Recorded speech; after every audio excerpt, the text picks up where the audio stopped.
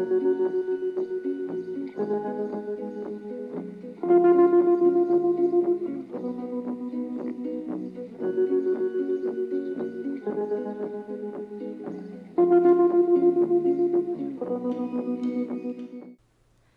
there, everybody.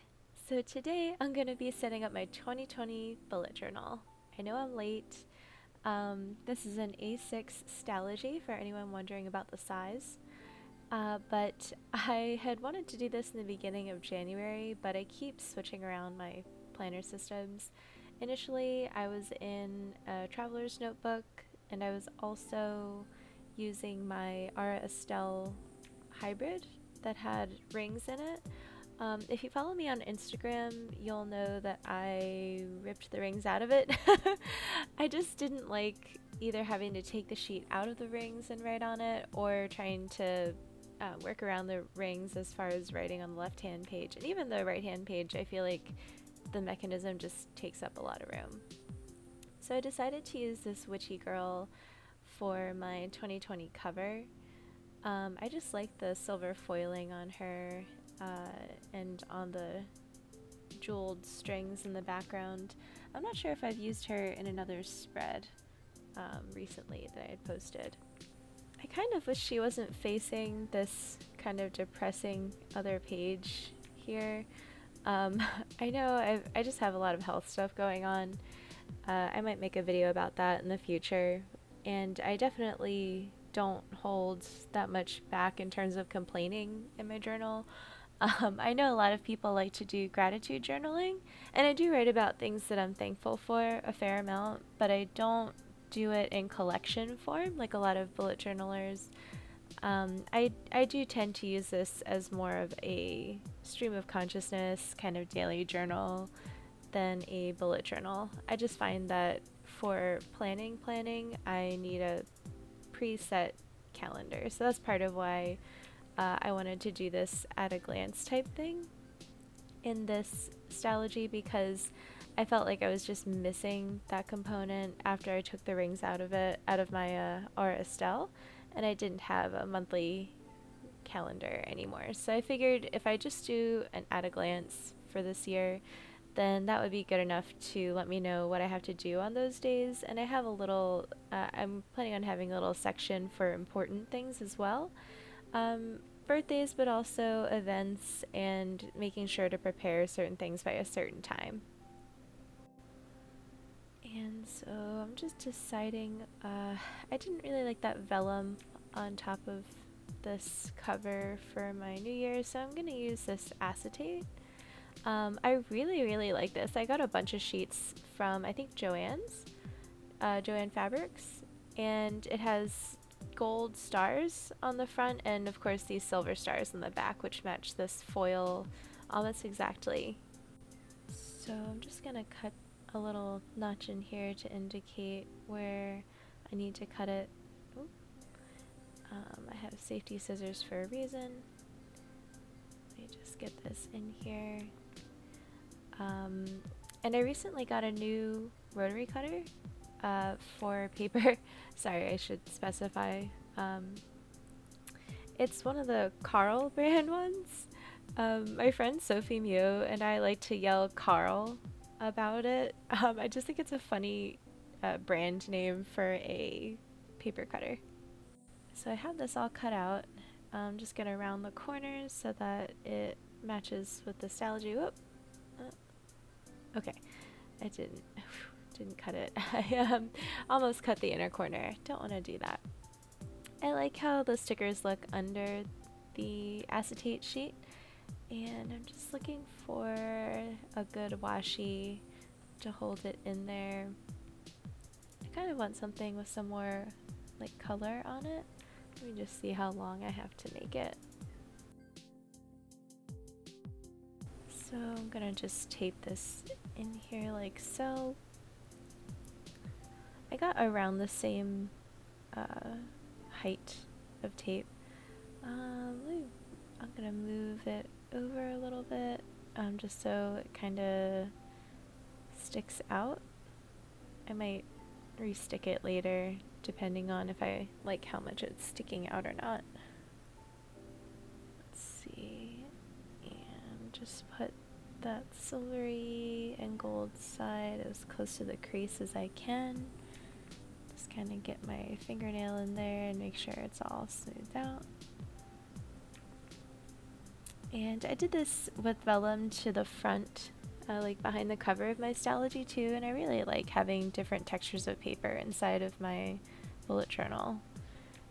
So just trim these ends off here. Like, let me get this little corner. Kind of want to make sure that I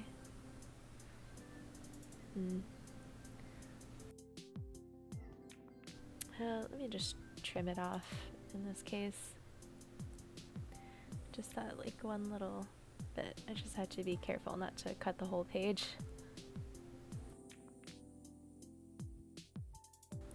And let me just see. Okay, I like her kind of in that middle part there. I'm just gonna stick her down. There we go. And I totally forgot to do the back one first. The stickers, it was bigger than I thought it was. Okay, so now we've got the stickers all stuck down and the acetate cover on the front, and I really like how she looks underneath of the starry silver acetate. And so I'm just gonna add just a little something to make it feel like more of a cover and to hide the fact that I put the that silver background sticker too far to the left. So I'm just gonna write 2020 over here, and I kind of can't see it under the acetate. Not that I need it to be like big and bold. Let me just put like a darker purple on the top here, just to give it a little bit of legibility. I really love the Tombow brush pens. They're just such a luxury to use. And I am also going to, I blended it out a little bit, and I really like how that turned out. So now for the actual setup part. So I'm going to just do a really simple setup, because as much as I would have liked to draw a whole original cover and do different themes for each month, I just know myself. If I set it up that pretty, I'll not write in it. And I won't refer to it because nothing will be in it, like no appointments or birthdays or anything. So I prefer to just kind of make it very functional and then be more creative with my daily journaling. I do have a lot of commitment issues when it comes to journals. It's very hard for me to stick to one system or one brand or one method. So I have found that bullet journaling is very comforting to me in that way, because I don't feel like I'm wasting my nice journals and materials. Like if I want to start using something, I'll just start using it. Or if I want to switch systems, I'll just start recording the information in a different way. Kind of like now, I had started in like late 2019 with this Stalogy, and I'm just now deciding that I want to have more planning and bullet journaling elements in there, such as this at a glance type spread. And I'm just doing some simple lettering. Again, it's not my best lettering even. I'm really just not being that careful with things. I really enjoy using these Fudenosuke brush pens. I think I have the harder tip.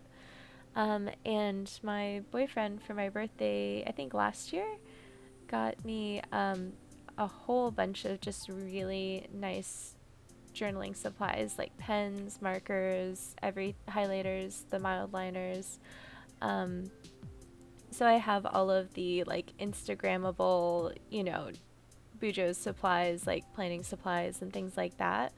And I really went hard learning brush lettering last year for like 2 weeks, that's all I did in all my spare time. I would just learn brush lettering. So I'm not super proud of how this particular brush lettering turned out, but it looks passable. It looks better on camera, like farther away, than it does in real life.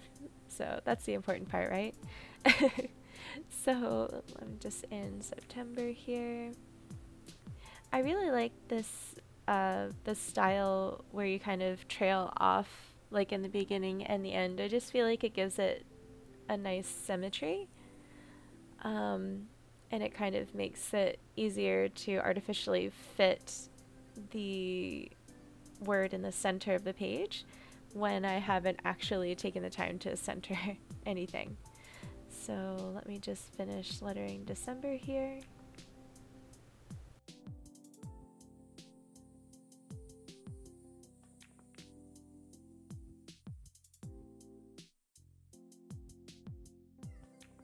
And so now I'm going to start writing in the days and the dates. So I'm not actually referring to my 2020 lunar calendar because the dates are wrong in like the last whole half of the year. So I have a calendar off camera that I'm referring to for the rest of this. So that way everything's accurate and I don't mess up again. I did end up having to like rip a few pages out of this journal because I had gotten like halfway through the year before I realized that my calendar was wrong. So I had to go back, and that's part of the reason why I wanted to put the acetate in there, is because you could kind of see it before it had little remnants of the fallen pages. So I'm just going to go ahead and speed through this part. But I do measure here. I'm kind of trying to get the last days of the month centered-ish on the page so that way it looks a little consistent. I definitely accidentally go kind of too far down or maybe one row up in some of the months as you see.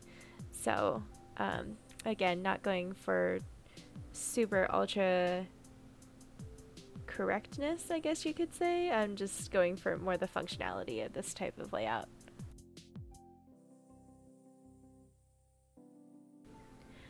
And here I'm just going to be making a little box section type thing for important dates like birthdays and appointments. I don't like to specify because I only write the birthdays like a few months ahead.